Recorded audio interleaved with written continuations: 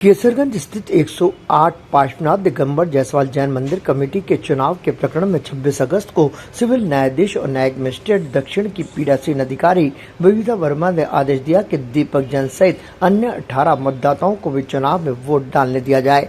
इसके लिए कोर्ट ने मंदिर कमेटी के निवर्तमान अध्यक्ष पवन जैन बड़ारी और सचिव लोकेश दिलवारी को पाबंद किया। कोर्ट के आदेश प्राप्त होने के बाद सभी मतदाता जैन मंदिर पहुंच गए, लेकिन उसके बाद भी उन्हें वोट डालने से वंचित कर दिया गया। इसके बाद दीपक जैन सहित अन्य 18 मतदाताओं ने कोर्ट में याचिका दर्ज कराई और कोर्ट ऑफ कंडक्ट की अवमानना यानी कोर्ट की अवमानना करने के लिए याचिका दर्ज करा दी। इसके बाद साथ ही उन्होंने एक रिसीवर नियुक्त करने की भी मांग की। दीपक जैन ने बताया कि कई मतदाता करीब 4 साल से और कुछ मतदाता 3 साल से और कुछ मतदाता 1 साल से लगातार वोट डाल रहे हैं। कुछ अपने व्यापार के लिए बाहर चले गए थे, लेकिन उसके बाद जब वापस लौटे तो उन्हें मतदान से वंचित कर दिया गया। इस मामले में दीपक जैन ने कहा कि उन्हें कोर्ट पर पूरा विश्वास है और उनकी जीत होगी। आपको बता दें कि 26 अगस्त को मतदान के बाद मतगणना भी नहीं हो सकी। मौके पर पुलिस भी तैनात की गई और देर रात तक अध्यक्ष और सचिव को मंदिर परिसर में बुलाने का प्रयास किया गया, लेकिन दोनों नहीं आए। इस बीच समाज के वरिष्ठ लोगों ने भी मामले को शांत करवाने का प्रयास किया। आपको बता दें कि अधूरे मतदान में 1150 लोगों ने वोट डाले। समय से पहले मतदान समाप्त करने से करीब 100 अन्य वोटर भी वोट डालने से वंचित रह गए। अब देखना यह है कि इस मामले में किसकी जीत होती है।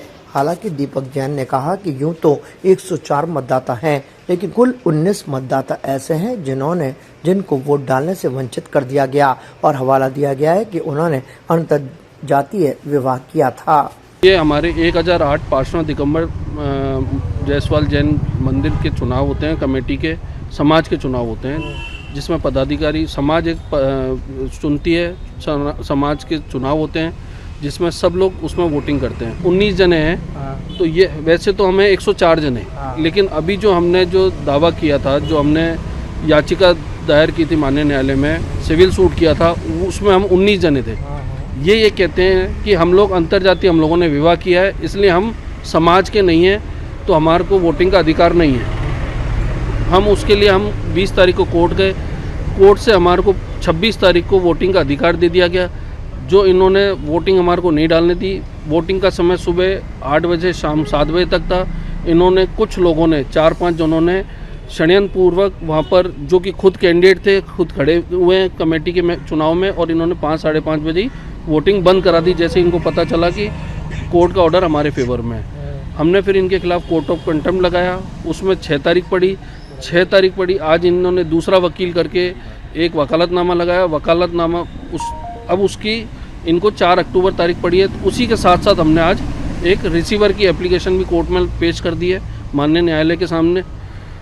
अब वो रिसीवर की जो एप्लीकेशन हमने आज पेश की है, उसकी हमारे को 8 तारीख सोमवार तारीख मिली है। हाँ बिल्कुल है, माननीय न्यायालय पे हमारे को पूरा 100% विश्वास है, और इसीलिए हमने माननीय न्यायालय में रिसीवर की एप्लीकेशन लगाई है कि साहब जब ताज़ा खबरों के लिए देखते रहें सरेराह न्यूज़। अपना फ़ोन उठाएं और सब्सक्राइब करना ना भूलें।